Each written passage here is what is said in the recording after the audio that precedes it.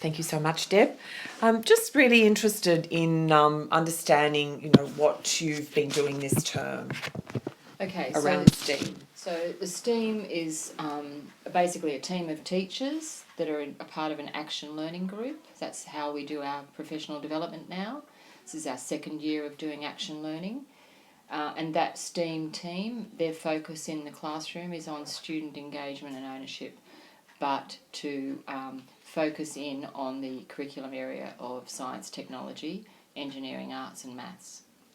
So this is an integrated approach. We've picked a particular science outcome that the teachers have to cover in this term, and also our history outcomes. They are the two main drivers for stage one, and we've integrated them very tightly together into the Toy Story project for stage one. And for stage two, their science was around heat, and they're looking at sustainability as well.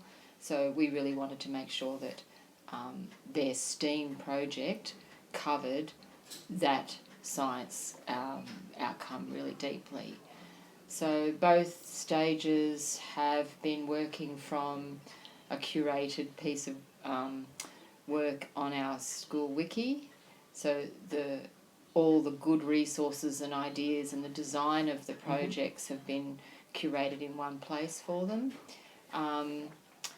But basically it was about backward mapping. So for both the STEAM projects, we looked at what we wanted their final assessment to be, designed a rubric that incorporated STEAM, so some science outcomes, some technology outcomes, the engineering, the arts and the maths, and we've also managed to include in there history, English, so their writing outcomes are very much explicit. And the children have been working through quite a nice, the way the teachers have sort of timetable this is they've actually opened up their timetable to be a STEAM timetable. It's not a science lesson and then a maths lesson and then a technology lesson.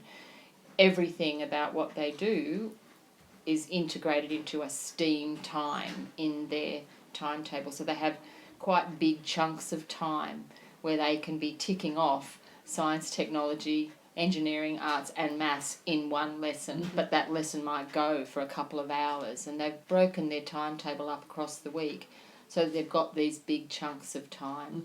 And they've looked at the outcomes that they have to cover in maths to make sure, especially in data, that was one area that we know that we wanted to step up, and they're collecting a lot of data through the science outcomes to identify trends, patterns, and to make some generalisations about the scientific principles that they're trying to learn. And that helps to feed that information into their design task, which is their major assessment task.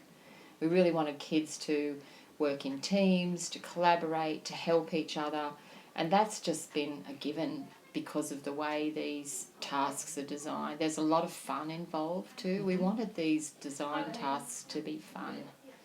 And I think you've witnessed a lot of that today, a lot of testing and hypothesising and predicting and then making modifications and tweaking. Sorry, I'm in the middle of an interview. I'll come back to you in a minute. Okay. Yeah. I know they're there. I'm halfway through. Okay, Yeah. thanks. Just drop those there.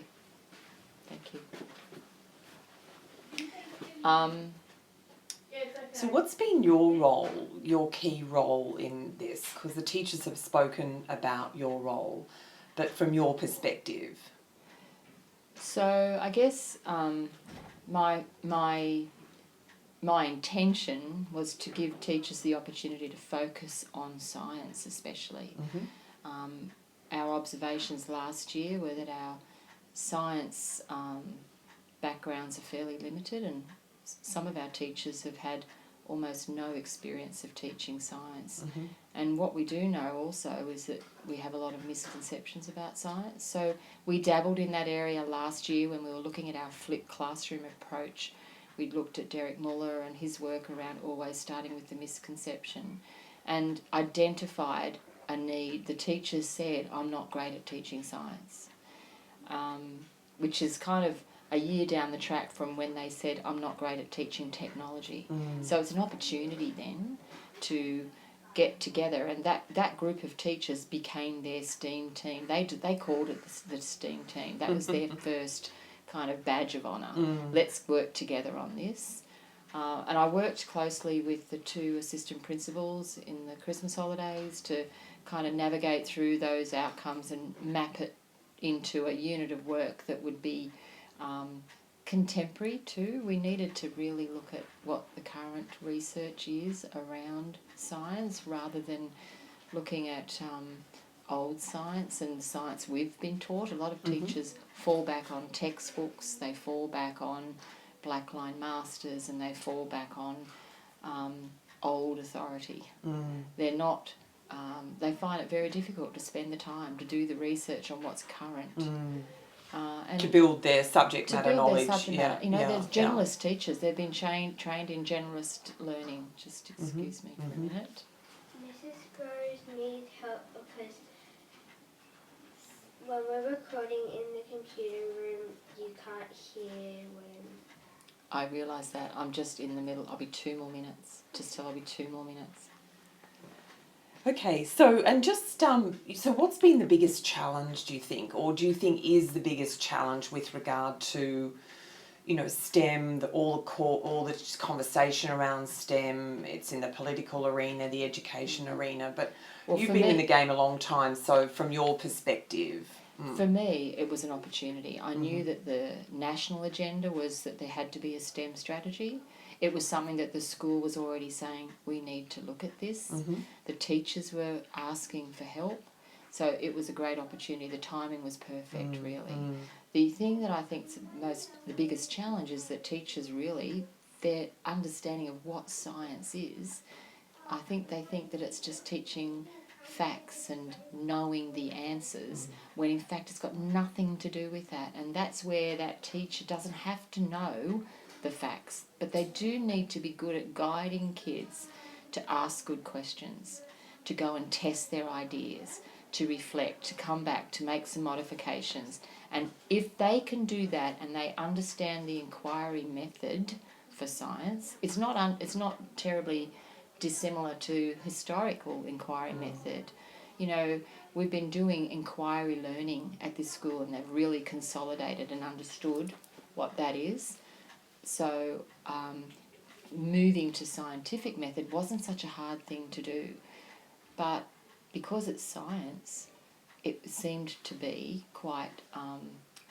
it created a lot of anxiety for a lot of teachers because they have these misconceptions and their intuition says that there should be this, when in fact they're quite wrong. And being wrong is really hard. As a teacher, you don't want to be wrong. And the fear that some of our teachers, our good teachers, have is that their scientific understanding is poor and they don't want to take their kids on the wrong track. And so some of my best teachers are questioning their own understanding. And for me, that's been challenging to guide them and give them the encouragement to keep going and to not worry about that. But they still have to do the research. They can't just rely on the kids to just discover. They have to be one step ahead. You know, learn what you've got to teach before you go in to teach it. Be well organised, plan your lesson so that you start to understand those really deep scientific principles. We get so bogged down in pointless busy work or general cutting and pasting and craft, and people forget that there needs to be a scientific and mathematical process of data collection to prove their hypotheses. So it takes time. The design challenges have taken a long time to get where they are now. We're into week 10 and no one feels finished yet. They don't feel like they've gotten them far enough down the track. But for me, watching teachers understand that they have to get that design started at the beginning and start testing their ideas really at the very beginning, and then teach some of the concepts along the way. That's wonderful, Deb. I'm so conscious that you're so time pressured. I really appreciate you spending time talking to me and certainly showing me the wonderful work that you're doing in STEAM at Wahroonga Public School.